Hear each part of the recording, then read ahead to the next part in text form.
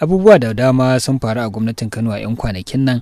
na rashin jin daɗi, musamman batun kwamishinan sufuri na jihar Kano wato Namadi, wanda ya sanar da ajiye mukamin shi daga matsayin kwamishina bayan wasu zarge-zarge da suka dabaibaye shi. Idan masu bibiyar kafafen yada labarai ba su manta ba, al'amarin ya fara ne tun lokacin da aka zargi shi kwamishina Namadi da karɓar beli na wani da ake zargin mai safarar kwaya ne da ake kira dan wawu, wanda aka ce kwamishinan ya karbi belin shi bayan da hukumomi suka kama shi kuma suke zargin shi, suke tuhumar shi da laifi na safarar kwaya. Wannan magana a wancan lokaci ta yamutsa hazo, aka yi ta cece kuce, kowa yana faɗin abin da ya fito daga bakin shi. Masu suka na yi, masu ganin ya kamata a yi uzuri kuma a jira hukunci su ma na maganganunsu, wanda aka kasa gane waɗanne ne suke akan daidai. Bayan magana ta yamutsa hazo,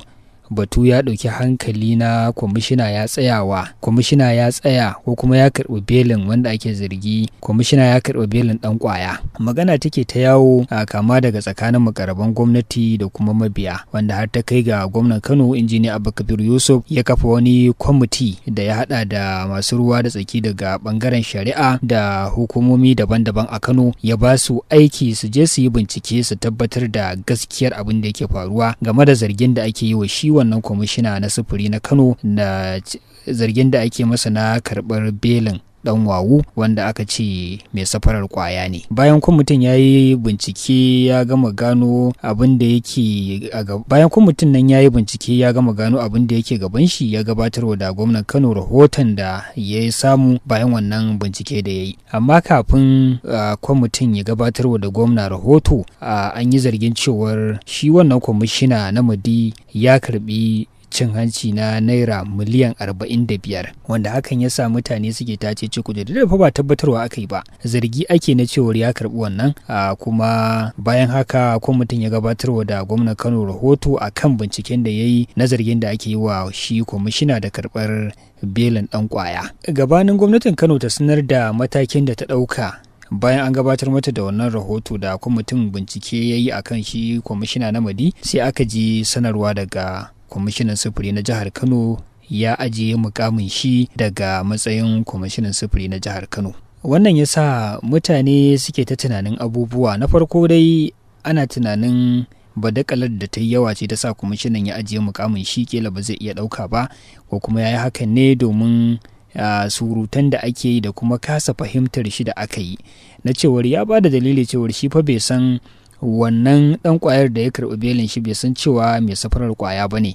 kawai ya karɓa ne ba tare da cikakken sani akan wane ne wannan dan wawu din ba. To wannan ya kamata a ce idan aka kalla ta wannan bangare an yi wa kwamishina uzuri. To amma ta wani bangaren ana ganin ta ya za a yi a ce kwamishina guda ya tsaya ya karɓi belin wani ba tare da ya san wane ne wanda ya tsaya wannan beli ba. Maganganu dai suka yi ta yawo, aka kasa gane inda aka dosa. Amma bayan kwamishina ya yi murabus, a sanarwar da ya fitar cewar ya yi murabus daga matsayin shi na kwamishinan sufuri na Kano, aka yi ta yada maganganu cewar dama an san za a rina wai an saci zanin mahaukaciya. Wasu suna ganin dama dole ne za a zo wannan waje da kwamishinan zai ajiye mukamin shi, ko kuma za a zo gabar da shi gwamnan Kano da kanshi zai sallami kwamishina daga mukamin shi na kwamishinan sufuri. To amma dai ba a kai ga wannan mataki na gwamnati ba a ji abin da gwamna ya dauka ba, sai shi kwamishina ya sanar da cewar ya ajiye mukamin shi. Amma bayan kwamishinan ya sanar da ajiye mukamin shi, gwamnan Kano a taron majalisar zartarwa da ya gabatar a ranar Laraba,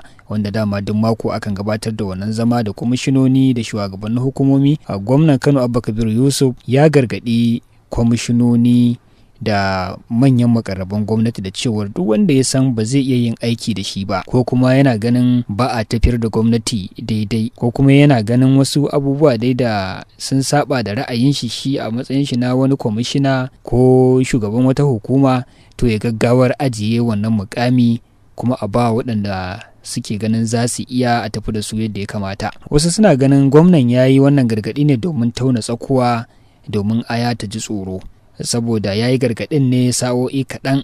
bayan kwamishinan sufuri na Kano ya ajiye mukamin shi daga matsayin kwamishina. Kuma ana ganin shi kwamishinan ajiye mukamin da ya yi yana da alaka da zargin da ake yi masa na cewar ya karɓi belin ɗan ƙwaya wato dan wawu. Wannan ya jawo zazzafar muhawara a kafafen sada zumunta da sauran mutane da suke ganin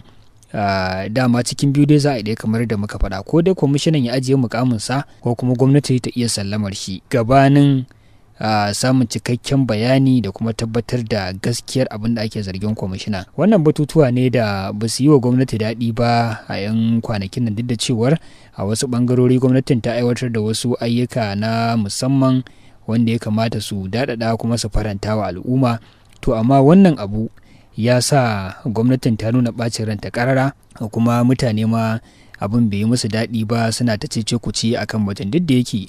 babu inda ba a samun irin waɗannan matsaloli kuma ba duka aka taru aka zama ɗaya ba. Za mu ci gaba da tattaunawa akan batutuwa makamantan waɗannan da ma wasu batutuwa da suka shafi harkar siyasa, zamantakewa, tattalin arziki, harkar lafiya, ilimi, tarihi da al'adu,